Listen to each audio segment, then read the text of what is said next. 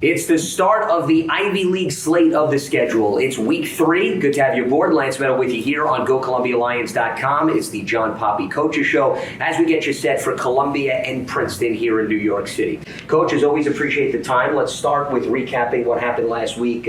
Disappointing finish against Georgetown, 20-17. It's hard to win any game when you're -4 in turnover differential, but I think what stood out to me is 3 of those 4 turnovers, you were in Georgetown territory, knocking on the door. When you look back, how critical of a difference maker was that?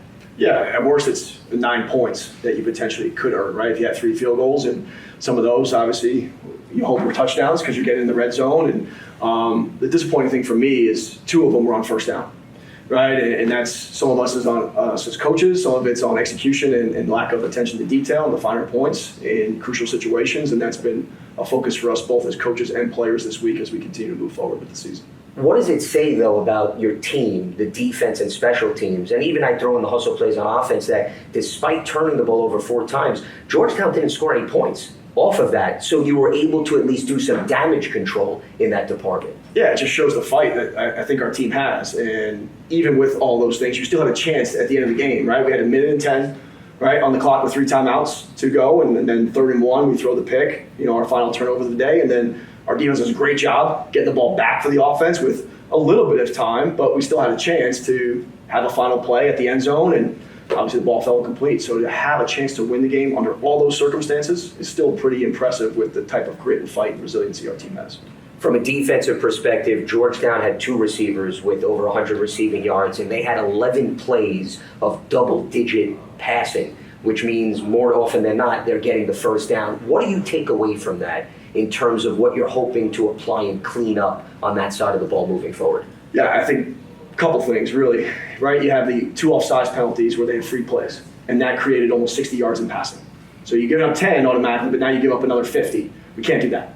We can't do that as a defense, and we can't be undisciplined in that sense of jumping off sides and now just giving the opponent offense a chance to throw the ball in the air. Right, we had a miscommunication on one of our blitzes and on the 4th down that ended up going for a 32-yard touchdown. We can't do that, and that goes back to now tying in with tackling.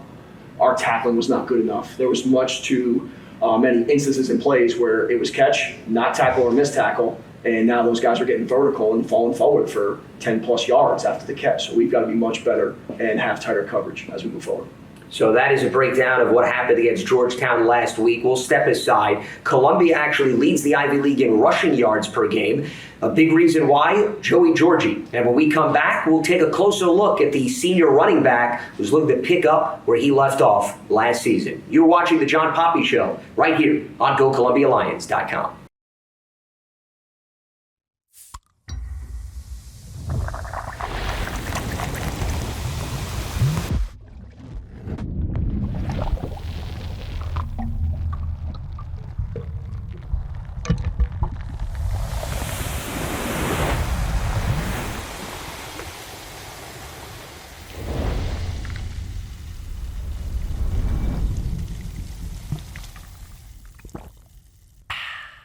I'm Joey Georgie. I'm a senior running back from Grafton, Wisconsin. Something that people might not know about me is I'm a pretty avid golfer. I got into it during COVID and got pretty addicted to it and try to play as much as I can when I'm home. I started playing football in 4th grade. That was my first year of real tackle football. Growing up, my dad played, both my uncles played, and my older brother, so I kind of grew up watching it a lot and being a big Packers fan. It was just something that I was drawn to for forever. Favorite football moment as a fan, probably watching the Packers win the Super Bowl in Dallas in 2010, I believe that was, against the Steelers. Maybe Christian McCaffrey. I've been a big fan of his since his days at Stanford, so I've been watching him very closely and kind of tried to emulate some of that stuff in terms of being able to catch the ball, run it, do whatever. I wound up here at Columbia after my senior year of high school when they offered me, and just seeing the opportunity in terms of athletics and academics, I couldn't pass it up. And then, freshman year was a little bit different with being home from COVID and all that, but just being here, meeting all these guys, making lifelong friendships has been something I'm extremely grateful for. The adjustment coming from Wisconsin to New York was definitely a lot. I was pretty uncomfortable at first, but I think just having the structure of football in school definitely helped out a lot, and just having a great friend group around me who are also from all over the country, that definitely helped out a lot too.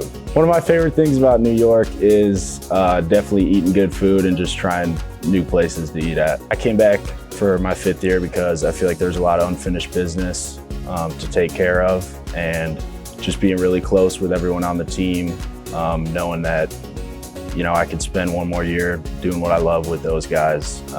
It was a no-brainer for me. I think the keys for me are just know my assignments on every play and kind of focus on the little things like footwork, stuff like that. And then really try not to think too much when I have the ball in my hands, and just kind of let my athletic ability show, and just kind of trust what I see, and let it play out. I've been fortunate to have a great O-line every year here. And I can't thank those guys enough for all the work that they put in, but they're just as much a part of the rushing statistics as myself.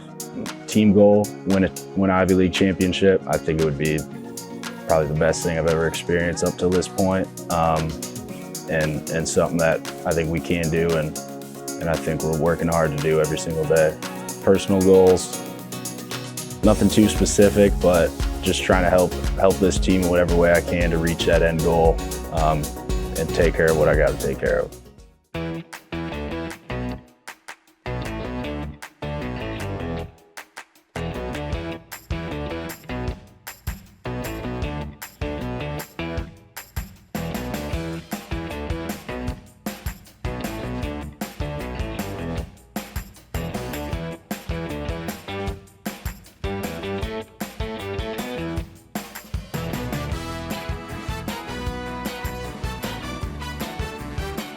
Welcome back to the John Poppy Coaches Show. Lance Meadow with you on GoColumbiaLions.com as we now look ahead to the first Ivy League matchup against Princeton. Coach, you've prepared your team for its first home non-conference game. Now you just went on the road. What's different about this week as you now embrace the meat and potatoes, as I like to call it, of the upcoming schedule?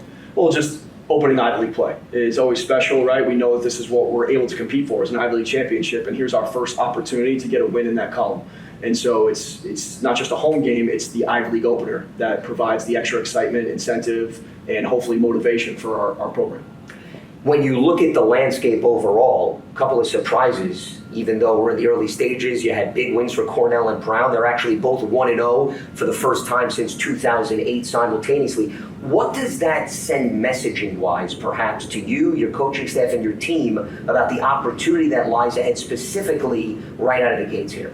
Yeah, anytime you win an Ivy League game, you've played pretty well and done the right things in the crucial moments and situations. And that's what it appears, I guess, Brown did, and winning in thrilling moments, and Cornell obviously did for 60 minutes. It looked like just looking at the score. So we need to have a similar mindset that it's going to take a full 60 minutes with this Princeton team. We haven't won since 2017, and to replicate that kind of effort is going to take gargantuan effort right now, starting yesterday with Tuesday practice and now Wednesday practice. So we're excited about this challenge, and we know this league is wide open because the parity has existed in this league probably since 2017, and even 2018 was the last time an Ivy League champion was undefeated. So I think if you have one loss at the end of the season, you've got a high probability of having an Ivy League championship.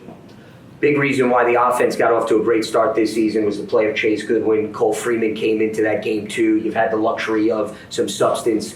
Goodwin's status coming into this game, how would you assess that? And what did you see out of Cole that further gives you confidence that, God forbid something happens to Chase, you can always turn to your backup quarterback? Yes, we expect Chase to play and be ready to play from a health standpoint. Last week it was a late game stretch. He warmed up with the team, was in uniform, and we just decided that Cole was going to be the most effective player for us last Saturday. And with Cole having the backup, you have a guy that can run the full offense. We didn't take anything off of Cole's plate that we would have had on Chase's plate. And having Cole execute now for multiple games and perform in certain moments, we got to do a better job as coaches helping him in certain situations.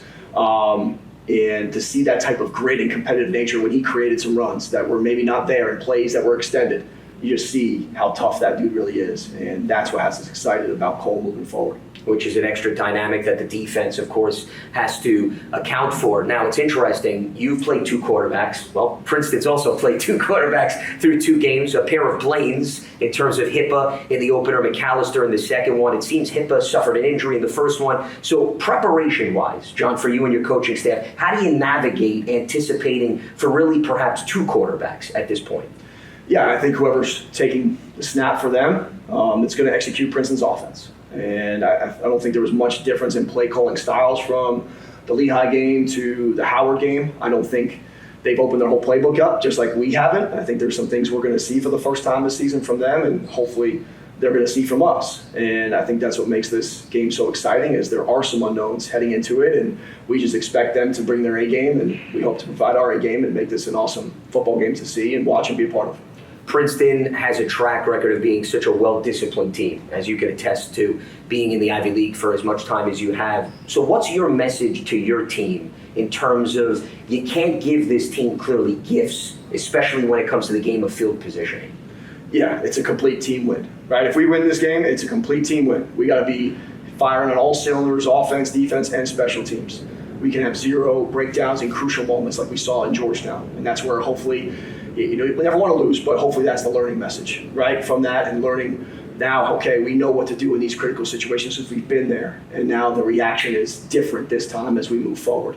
And I think we need to make sure we're putting the pressure on them from a tempo standpoint. We can't let them dictate to us on how we're going to play offense or defense or special teams, and that's what we're hoping to do this come Saturday.